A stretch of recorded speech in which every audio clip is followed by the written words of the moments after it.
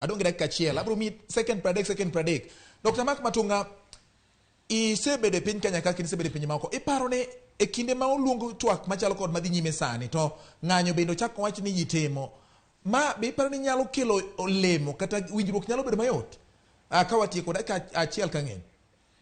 ingeni side ka side nyaka bed gi pachgi emomiyo no ka Fred go mulo ng'ato liet mana kien mondo mi kwee obedie to chuno ni nyaka ji bed kanyakla ma wach weche machandogi koni gi koni mano kende pani wach maduong' manyalo kelo kwee maka in gi wach moro machando chunyi to nyaka itinga badi go koko ni oyo an gi wach moro chando chunya yie mondo mi winji the side machielo bende bro wacho ni ka wach ne machandi to watim kama mar mondo mi wadhi mbele mane miluongo ni national dialogue ma apani wageno ni chieng' moro nobedie mondo kwee obedie nikech sani ywaruok mantiere ni